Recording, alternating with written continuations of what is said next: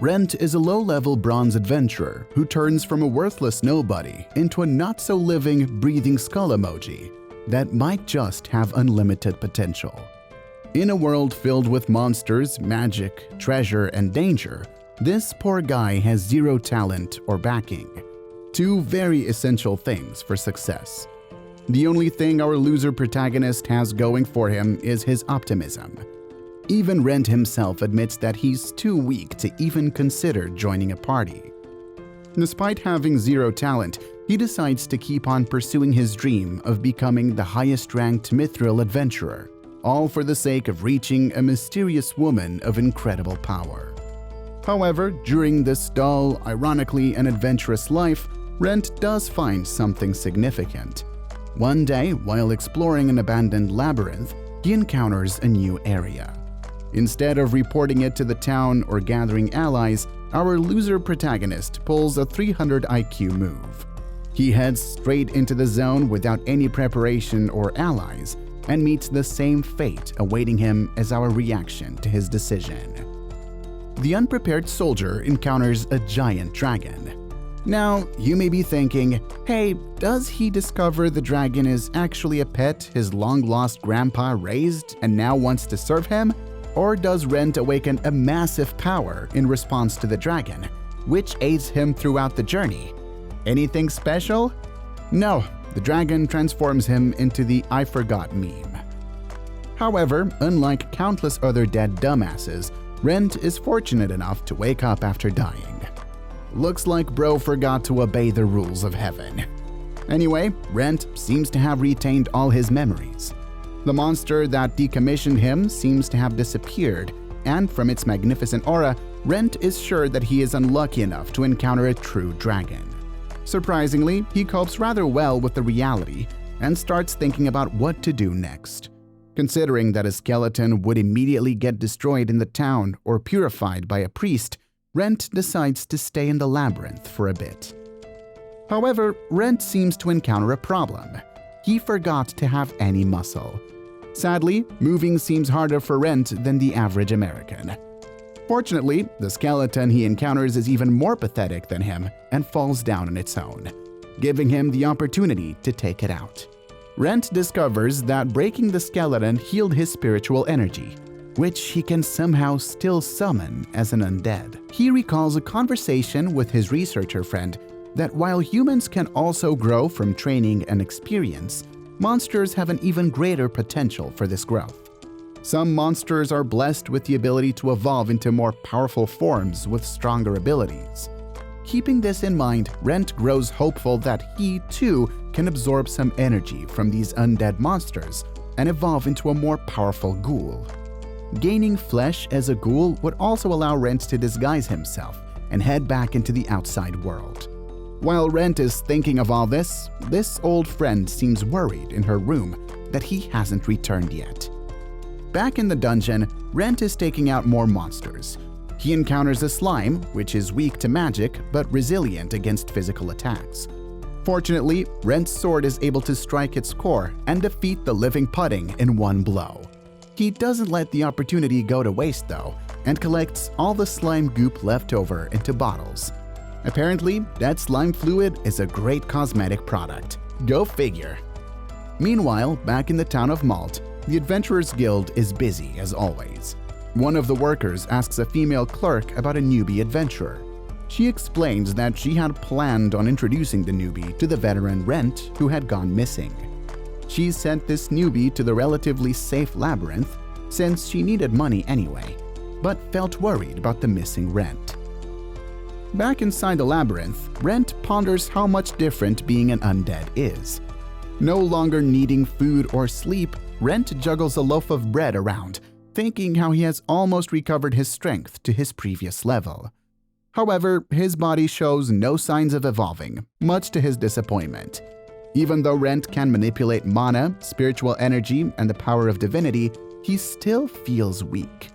Rentt laments how, despite 10 years of training, he never reached the ranks of a strong adventurer, but remains determined to carry on training to achieve his dream. He gets up again and starts fighting. To his surprise, he feels stronger than he was as a human. After taking out a few more monsters, Rentt feels a sudden change in his body as a glowing energy surrounds him. Now clothed with flesh and muscle, Rentt transforms from literal bones into a living, rotting corpse. Not too drastic of an improvement, but a significant one for our hero, since it means he can now speak, even if his voice sounds like a dying whale. Ghoul Rentt has now acquired a new goal: practicing speech so he becomes less disgusting. After getting back to grinding, Rentt discovers that his strength, mana, spiritual strength, and divinity have all increased. He feels excited that his new strength has now finally surpassed his previous power as a human. However, amongst all the monsters and undead, Rentt soon discovers a fabled mythical creature, a human female.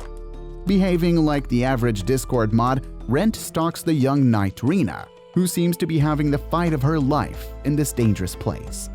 Rentt waits for a good opportunity to come out and introduce himself to the girl without startling her with his charming appearance and personality.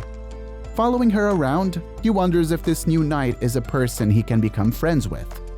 Very optimistic, but that's how our friend thinks. After Rena wanders around the labyrinth, Rentt watches as she backs into a dead end with a monster on her tail. The pretty knight valiantly fights for her life, but it's clear that the monster is too much for her inexperienced hands. Finally, Rentt takes this opportunity to become her knight in shining armor, or in this case, in rotting flesh, and impressively takes out the skeleton in one blow. The girl seems impressed by Rentt's strength. Seriously, a dead body has more riz than me? But of course, she's a variety of the frightening ghoul. That's when Rentt tries gesturing with his hands and speaking with his rough voice. After Rena learns that Rentt is an undead adventurer, she relaxes a bit. She asks Rentt if he'll let her leave now, and the kind ghoul nods yes, but requests that she buy some clothes for him. Rena understands the assignment and leaves, promising to pay Rentt back for saving her life. She heads back to Malt and reports to the Adventurers Guild with a few questions in her mind. Back in the labyrinth, Rentt grows stronger and stronger and forges a combat intuition through all his experience. After defeating another monster, he hears Rena's sweet voice echoing through the gloomy dungeon. He goes to find her, and Rena seems a bit afraid at first. After confirming that it's indeed Rentt, she relaxes a bit and gives him the set of clothes.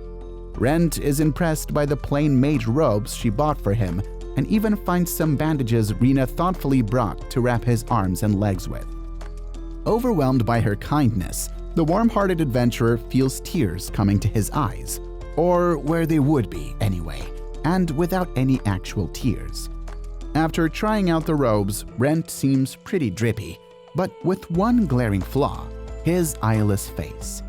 To cover it, Rena brings out a skull mask she bought for him. Rentt brings the mask close to his face, but it binds itself to him. Rena seems excited by this cool new look, but Rentt discovers he can't take off the mask. Rena is shocked at this news and reveals that while the item suits Rentt, she did get it for surprisingly cheap at an unregistered shop. Very smart. Who could have seen this coming? Although Rena did touch the mask and check it for curses, Rentt's luck made it so that the mask's curse only activated after putting it on. Rena seems devastated that she has brought a cursed item to her savior and kneels down in shock. The kind Rentt gets close to comfort her, saying he needed the mask to stay on anyway. Also, the drip is insane, like bro looks like a proper executioner. However, Rentt backs off after realizing getting too close to her body is not a good idea. However, Rena takes his hand and says that she knows he's a good person and doesn't mind contact with him. Rentt appreciates her kindness, but tells her she can take her time getting used to him. Afterwards, the two of them head back to town. On their way back, Rentt learns that Rena is from a noble family, but picked up adventuring due to her desire to explore the outside world. He warns her to be careful and not end up like him, saying guys as insane as him are truly one of a kind. Rena chuckles at their banter, now smiling in Rentt's company. I mean, seriously, what in the Riz is this? After they reach the malt border, Rentt thanks Rena again for all her help. She wonders why he's acting like they're parting ways and tells him that she's willing to help him throughout the town. However, Rentt is reluctant to accept her help and reminds her that by sneaking a monster through the gates, she'll be labeled as a criminal. Rena thinks about this and decides that it's a fair deal to risk her life for Rentt after he saved her. Thus, Rentt gets Rena to take him through a smaller gate to avoid meeting his old friends. The guards at the gate immediately suspect our friendly protagonist, but Rena comes in clutch and explains to them how Rentt got injured and cursed with a mask he can't take off. The guards seem to empathize with Rentt, and after they try to yank off his mask themselves to verify his story, they believe the two adventurers and let them in. Now, Rentt is finally inside with Rena. Rena turns around, excited to explore the place with Rentt, but just like my father, Rentt seems to have vanished. He watches Rena from a corner, inwardly grateful to the kind knight, but wishing not to involve the sweet girl in any more of his shady future for now. He leaves to find an old friend, and after she doesn't open the door after a few knocks, Rentt just barges inside.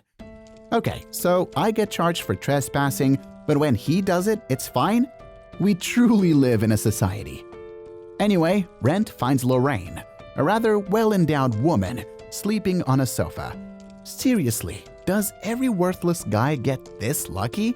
After Rentt wakes her up, Lorraine is relieved to see him, but realizes her old friend seems to have aged a bit too rapidly.